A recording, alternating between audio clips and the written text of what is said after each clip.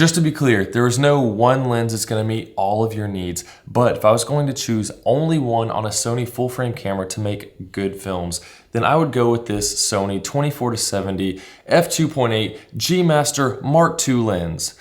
That's a mouthful, and just to let you know, I'm not sponsored by Sony. But as I tell you why, I'm going to compare it with this Sigma 24-70 f2.8 art lens, which is also a really good choice, to show you why I think this is the best all-around lens for filmmaking if I'm only choosing one. And I have Amazon and B&H links to both of these lenses in the description, so if you decide to purchase one, it won't cost you anything extra, but it will greatly help out the channel. So when it comes to choosing lenses, there are three main things to consider when making your choice, and those are the focal length, the aperture, and the autofocus capabilities. Starting with the focal length, the lower the number, the wider the field of view, and the higher the number, the more narrow the field of view. I like to have a variety of focal lengths when making my film, so a zoom lens is the most convenient.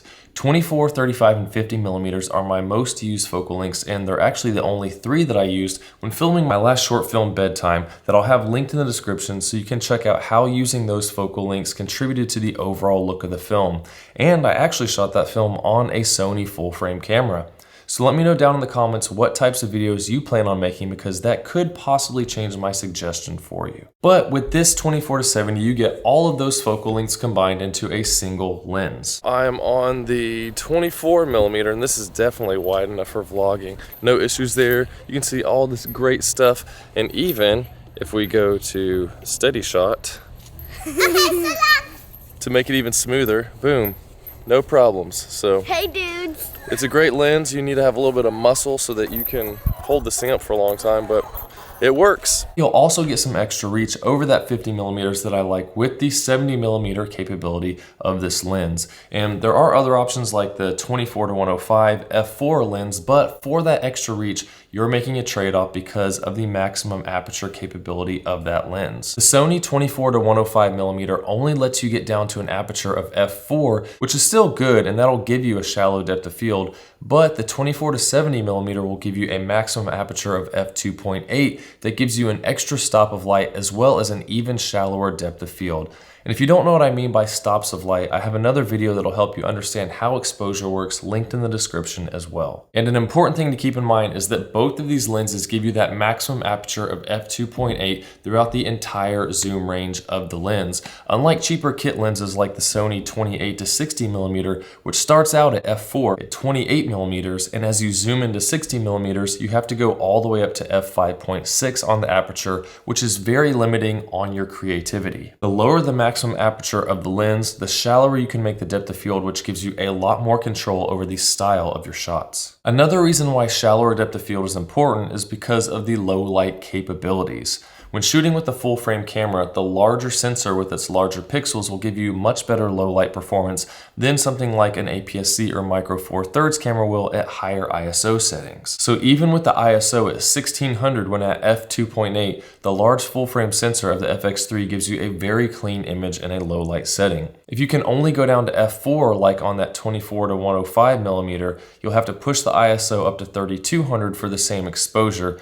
And if you're limited to f5.6, like that 28-60 millimeter kit lens I mentioned, the ISO has to go all the way up to 6400 for the same exposure, which begins to introduce much more noise and less color accuracy on your video. The FX3 and the a7S III have some of the best low light performance around, making the image still look fine at higher ISO settings like 6400 and above. But when using a camera like the a7C or a7 III with the higher pixel count, the low light performance isn't as good, and you'll start getting a lot more noise at those higher ISO settings. So having the option of getting all the way down to f2.8 is a definite must for me in choosing a zoom lens for filmmaking, because I still want to get the cleanest image possible in camera regardless of the camera I'm using. And the last thing to consider is that the lens has great autofocus capabilities, because starting out, chances are you're going to be filming everything yourself or even filming videos of yourself, so good autofocus is a must. One of my favorite ways to test a lens's autofocus is to do a dolly zoom test, because if the camera can stay locked onto someone's face while moving and zooming, then you know it's a good lens. So you can see here, when paired with the FX3, the Sony 24-70mm works great during a dolly zoom, and it even did a decent job when I began moving the camera back and forth much faster during my tests. However, the Sigma 24-70mm didn't perform quite as well during the test. After a few takes and trying to move more slowly, I was able to get a usable shot that was mostly in focus, but when moving faster, the Sigma lens just could not keep up. However, something to keep in mind here is that the lens's autofocus capability is only going to be as good as the camera's autofocus system.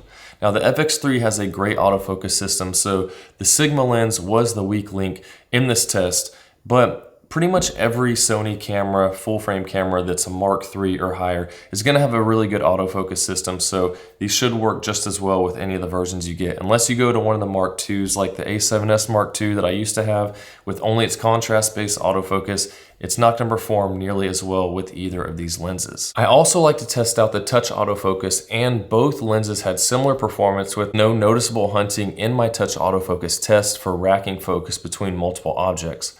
But once again, keep in mind that this is based on cameras that also have a good autofocus system. And when testing the autofocus tracking, neither lens had any problems staying locked onto me when walking around or adjusting focus when moving quickly into and out of the frame. The Sony did seem to make slightly faster adjustments, but depending on the type of camera you have, you can also adjust the lock-on and transition speeds of your focus racking and tracking settings. And just to make it clear, prime lenses will be sharper and more color accurate than a zoom lens in most cases, but they're typically more expensive and you have the inconvenience of having to carry around multiple lenses and switching them out all the time. For example, getting the Sony 24 and 35mm f1.4 lenses along with the 50mm f1.2 lens will cost you $4,800, whereas the Sony 24-70mm f2.8 G Master Mark II is less than half of that at $2,300, while giving you even more options of focal lengths to use, as well as the ability to do effects such as the dolly zoom or even a quick zoom in on characters such as in this setting.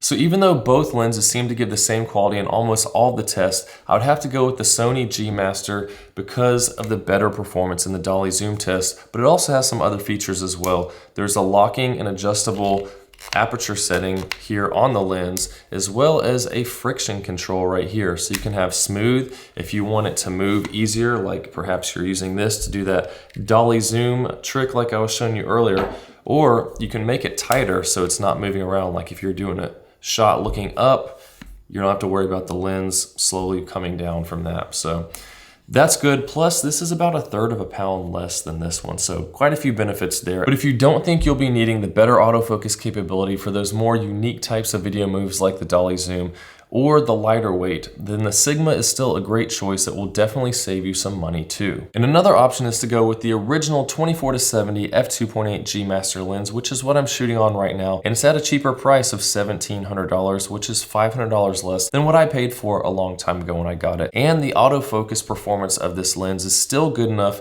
for that dolly zoom, as can be seen from this original shot I did using that lens. But keep in mind that the original 24-70mm is larger and almost half a pound heavier than the new Mark II version. But if you have any questions about either of these lenses that I talked about today, then post them down in the comments and I will try to help you out by answering your questions there. And if this video is helpful, then please help me out by hitting the like button. I have lots of playlists on the channel that'll give you creative ideas on how to use your new lens to get the most out of it and make even better videos. And with that, I'll see you soon.